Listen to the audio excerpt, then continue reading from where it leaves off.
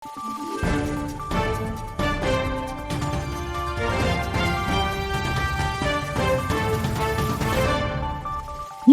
araw, Pilipinas! Ito ang Valiente News hatid sa inyo ng Office of the Vice President. Nakarating na sa Balabac, Palawan ang pagbabago campaign na isa sa mga flagship program ni Vice President Inday Sara Duterte. Ang sitwasyon at mga hamong kinakaharap ng mga mag-aaral sa isla, alamin natin sa report ni Jera Gomez.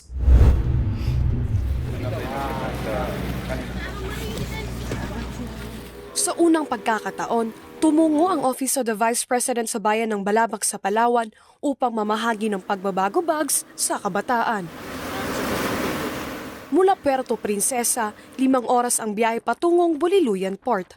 Karagdagang 30 minuto naman ang biyahe upang marating ang iba't ibang paaralan sa bayan ng Balabac.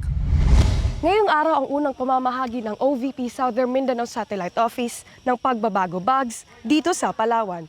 At ang una nating destinasyon ay ang Madarcos Elementary School dito sa Pandanan, Balabac Island. Isa sa mga nakatanggap ng pagbabago bag ay si Christine, isang grade 6 student. Sabi niya, sapat lamang ang kinikita na kanyang ama sa pangingisda. Bagamat salat man sa gamit pang eskwela, honor student si Christine. Kasi po, minsan po kung kulang po sa may gamit, hindi po tayo makasagot ng mabuti. Sumasagot na tayo sa ating mga taktang aralin kahit kulang-kulang sa school supplies. Opo, ma'am. Ayon naman sa 8 taon ng guro na si Roseline, ang kakulangan ng school supplies ay isa sa maraming hamon na kinakaharap ng kanilang mga mag-aaral. Talagang gumagawa po sila ng paraan para po makapag-aral. Sa school po namin, ma'am, mostly po kasi ay IP po ang aming mga estudyante. So, karamihan po talaga sa kanila, kulang-kulang po yung school supplies. Palawan po and Mulbog.